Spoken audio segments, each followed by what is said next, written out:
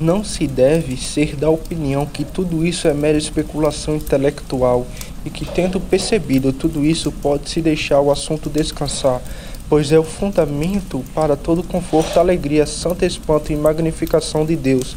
Portanto, devemos nos esforçar para entender bem essa doutrina e fazer uso dela continuamente. Para sua orientação, considere os seguintes assuntos. Primeiro, a salvação dos eleitos é inabalável e insegura. Eles estão, portanto, em um estado imutável, de tanto como, de fato, confirmado e insistido como os anjos eleitos. Para ambas as partes, Deus Pai e Cristo estão completa e imutavelmente satisfeitos a respeito da salvação dos eleitos e a maneira pela qual eles se tornarão participantes, as condições para isso cumpridas pelo Fiador. Eles não precisam se guardar senão de acordo com este decreto. Eles estão em Cristo guardantes, e portanto eles são mantidos por uma certa todo-poderoso e fiel mão. Portanto, quem nos separará do amor de Cristo? Romanos 8,35. Quem deve anular a aliança que foi estabelecida entre os dois? Ó morte, onde está o teu aguilhão? Onde está, ó sepultura, a tua vitória? 1 Coríntios 15:55. Em segundo lugar, os eleitos não precisam realizar nem merecem a salvação, nem acrescentar nada à sua aquisição, pois por essa aliança todas as condições de peso foram impostas a Cristo. Ele suportaria o castigo, ele cumpriria a lei em seu nome, ele os guardaria e ele os levaria à salvação. Ele executaria tudo que pertencia à aliança e também a cumpriu. Por outro lado, todos os méritos de Cristo se estendem aos filhos de Deus e todas as graças são deles: a adoção de filhos, justificação, santificação, preservação e glorificação.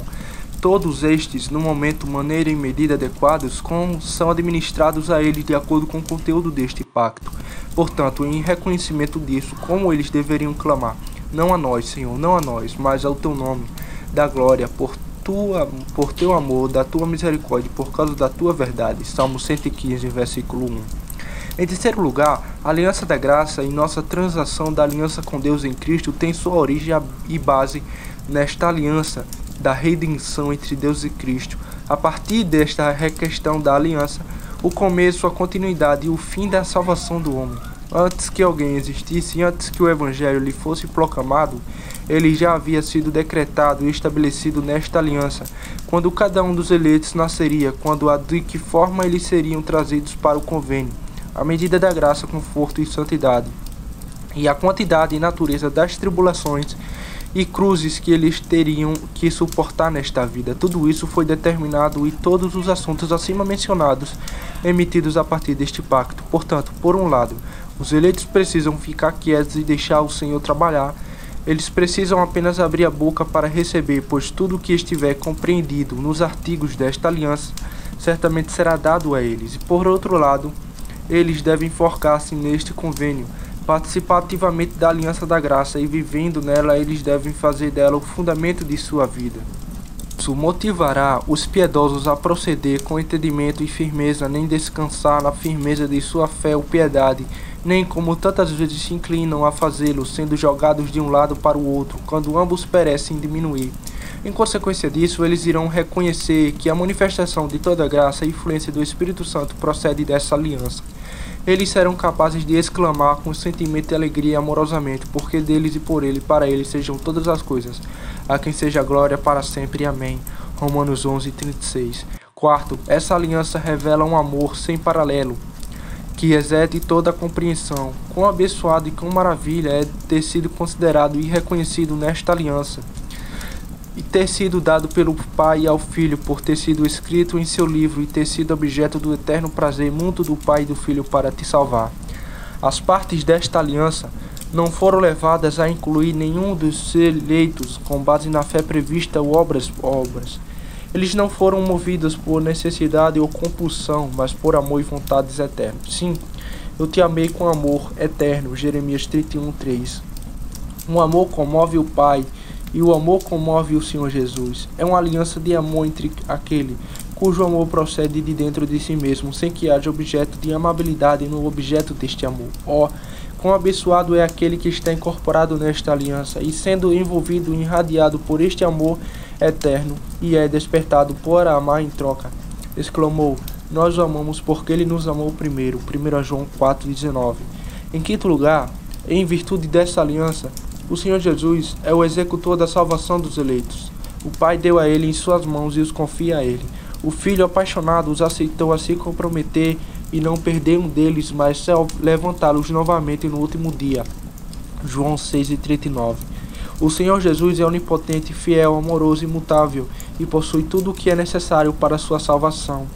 Quão seguramente alguém pode render-se totalmente a Ele e repousar-se nele, confessando: o Senhor é meu pastor e nada me faltará. Salmo 23:1. O Senhor aperfeiçoará o que me diz respeito. Salmo 138:8. Tu me guiarás com teus conselhos e depois me receberás na glória. Salmo 73:24. Bem-aventurados todos os que nele confiam. Salmo 2:12. Sendo conhecido e entendido ou não, este é o fundamento da forma como somos salvos por Deus em Jesus Cristo.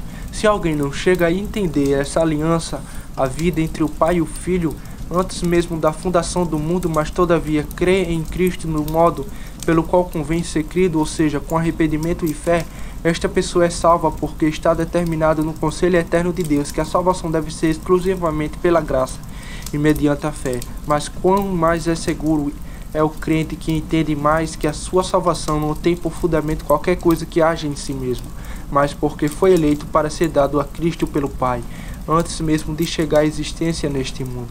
Quanto maior honra não poderá tributar ao Pai e a Jesus Cristo por saber que, apesar de pecador, viu o amor de Deus o alcançou e o chamou, justificou, regenerou, santificou e há de glorificar eternamente, por ter sido feito participante da natureza divina por meio da fé em Jesus Cristo.